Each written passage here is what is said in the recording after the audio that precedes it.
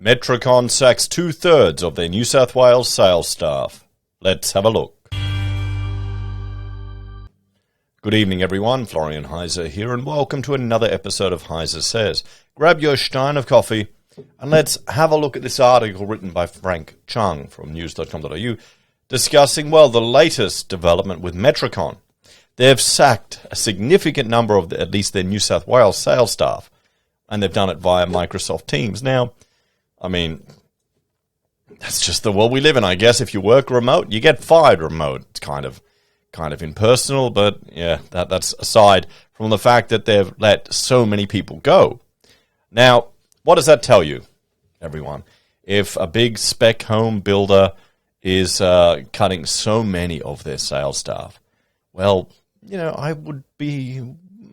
I'd bet a carton that they think it may be cooling down or it may be getting quieter. So let's have a look at this article. Construction giant Metricon has unceremoniously sacked the majority of its New South Wales sales staff via Microsoft Teams, in the latest sign that the struggling company is teetering on collapse. David Shorten, Metricon's New South Wales state sales manager, informed staff at their Monday morning meeting that numbers would be cut to just 18 from roughly 60 currently, with redundancy payouts offered to those unable to be redeployed. About 15 trainee sales consultants have also been terminated with no offer of redeployment. To better accommodate and reflect the requirements of the current market and ensure the most appropriate deployment of resources, we've undertaken an important review of the sales team, Mr. Shorten said in a statement released out in the team's meeting. Well, it's a sign of the times, everyone. It's a sign of the times. Demand is going to, well, judging by this, at least Metricon assumes demand is going to be down by a significant amount, that the fact they're cutting so many people. This is necessary to ensure we remain competitive in both the short and long term. The review was not undertaken lightly and has resulted in proposed changes to the current structure of the team. We understand that you may feel anxious at this time and that you are likely to have a number of questions. Under the proposed structure, the number of new home advisors will be reduced to 18. I mean, this is what happens when you're working for any big business like this. It is just business. And when they tell you all the bullshit that your family, that we care about you, that's all crap, guys, okay? Don't believe any of that stuff. It probably comes easier to the viewers and myself who are a bit older and have been through all the bullshit to some of the young ones. And you're going to hear it, you're not going to believe it, but you'll learn. Okay, it hardens you a little bit. And there's nothing wrong with that. It's just a part of life. That means you've got to have a variety of, well, you need to have an emergency fund for one. You need to have a variety of multiple income streams. You don't want to put all your eggs in one basket, just in case something like this happens.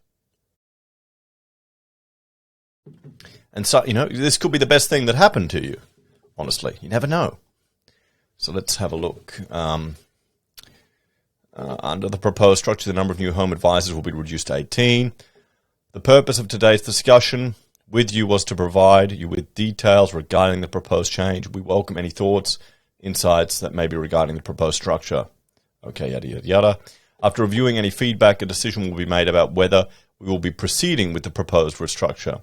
If the decision is to proceed with the proposed structure, a confidential desktop assessment will be conducted to ensure that we select the most appropriate skilled individuals to occupy the positions moving forward.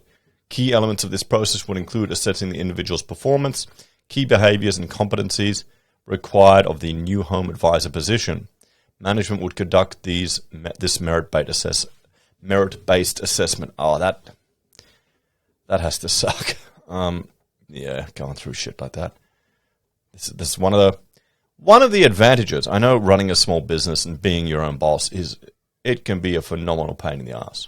You can take on a lot of risk, a lot of reliability. I used to have a beard that was completely one color. Okay? But you don't need to deal with this. The affected employees were given until midday on Wednesday to offer any thoughts, insights, or feedback they may have regarding... Yeah, anyway, we've read that. In the event that you were unable to be redeployed to a suitable alternative position within the notice period, you would receive the relevant redundancy entitlements if they were available to you, he said. Employees who are offered one of the remaining roles but choose not to accept it may not be entitled to a redundancy payout. There you go. One employee, who asked not to be identified, said he had been expecting the announcement after Metricon closed its HR portal last Friday. He said there'd been some staff turnover recently, with people abandoning ship to go to competitors, and those who stayed basically had the rug pulled out from under them through no fault of their own, after believing the company's repeated public denials that it was facing difficulties. It has not been received well by some of them, he told news.com.au. I'm a little bit burnt by the whole situation. That, I guess, this is the thing. You always have to. You have to plan, guys. The whole having a job for life with one organization, it's an outdated way to think. It's not going to last. And at least with sales roles, you should have a lot of flexibility. You know, those skills can transfer very easily to other roles. You know, I mean, Metricon sales rep, I'd be looking at being a trade rep. You know, a trade rep like that, driving around, being the one that's, you know, representing all the different materials and manufacturers and suppliers. You'd definitely have connections there. That could be an alternative to think about too. You got to open up your options. The company's largest home builder was plunged into crisis in May. I think that's the country's. Amid reports it was on the verge of financial ruin and engaging in crisis talks with the Victorian government following the sudden death of its founder, Mario Baisin. Acting Chief Executive Peter Langfelder has repeatedly shot down these allegations, but a question mark still hangs over Metricon's future despite the company's directors injecting $30 million into the business to allay fears about its survival, and a rescue deal being struck with the Commonwealth Bank. Last month, Metricon listed nearly 60 display homes for sale across New South Wales, Queensland, South Australia and Victoria, worth a total of around $65 million. And that's not that unusual. They apparently do that and then rent them back. So, I mean, I guess it's a pretty sweet deal. If you buy a display home, you've got some guaranteed rental for some time. They'll take care of it if they're using it to flog the rest of their assets. And then you get a good investment property at the end. The Sydney employee said events have snowballed since Mr. Basin's death, adding he was sceptical the company could survive. Reached for comment on Tuesday, Metricon confirmed it was in the process of an internal restructure of the business, with an increased focus on delivering homes to more than 6,000 Australians whose houses will be constructed this year. To better accommodate and reflect the requirements of the current market and ensure the most appropriate deployment of resources, we've already read this. We have commenced a consultation process with our people. This process is proposed to lead to a reduction of personnel and redundancies across the national business. Well, I mean, to be brutally honest, are you going to need salespeople if you think their sales are going to drop? You don't. The spokeswoman said 2020 and 2021 saw record demand for home building and that Metricon expects demand to settle at pre-pandemic levels. As a result, the business will rebalance toward construction on homes it is currently building and the thousands more in the pipeline, the biggest volume in the company's history, she said. I wonder what caused that overheating in the construction sector. I just wonder. The impacted roles will be at the front end of the business, predominantly in sales and marketing roles, representing approximately 9% of the national workforce. With the current headwinds buffeting the industry, specifically labour costs due to competition for skills combined with present global material cost hikes, and with our very strong existing pipeline of work, we need to carefully balance the pipeline of new builds with the construction side of the business, Mr. Langfelder said in a statement. We are working to restructure our front end of the business, given the current climate and the need to move forward efficiently. We are committed to looking after any of our people who may be impacted by these proposed changes, and they will continue to have ongoing access to the company's support and mental health services. Yeah, but they're not going to have a job anymore. If you're fired from somewhere, do you want to go and use the company's photocopier to photocopy your bloody resume, or mental health services. What resources do the company have? Maybe they've got a deal with some provider. You can ring a phone number. I mean, if you're fired, you don't want to turn up again, do you? Or am I just old-fashioned? Mr. Langfielder said Metricon was rebalancing the business's focus over the next 18 months on executing builds as quickly and efficiently as possible whilst maintaining equilibrium in the pipeline. We have previously said that our company has a proven history of success and remains profitable and viable. With the full support of our key stakeholders, this remains the case today. Mr. Langfielder said Metricon was still expected to continue to contract on average 100 homes per week, in line with pre-pandemic levels. Our future construction pipeline shows no sign of slowing, with more than 600 site starts scheduled for 2023, he said. The Australian building industry has been plagued with escalating issues. Oh, yes. And I'm calling it the construction apocalypse.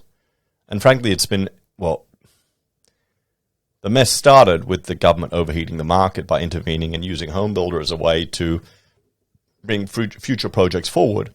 And there's another article I want to talk about tomorrow, that people are completely running out of money on their builds because they had no contingency and they were expecting the government handouts. When the government handouts, the grants, that I don't blame people for going for, but they just overheated the market and drove up the cost of everything. So they were probably a net negative. And we're seeing, Condev go under, ProBuild go under, all these bloody homes. The crisis resulted in the perfect storm of conditions, hitting one after the other. Supply chain disruptions, pandemic, the Russia-Ukraine conflict, a skilled labor shortage, skyrocketing cost of materials and logistics, and extreme weather events. The industry's traditional reliance on fixed-price contracts as well has seriously exacerbated the problem, because we've had no inflation in how long?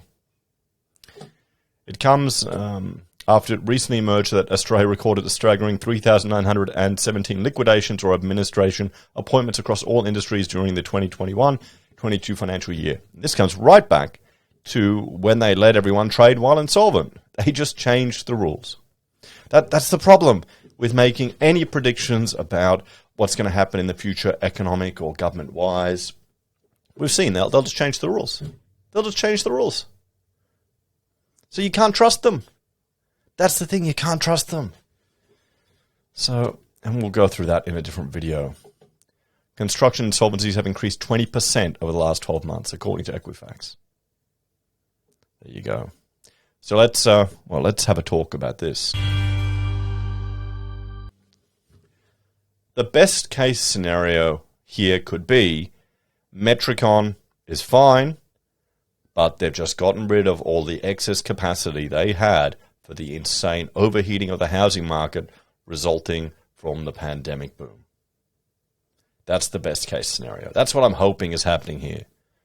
I'm hoping it isn't more dire, the sky is falling and the company's on the verge of going under.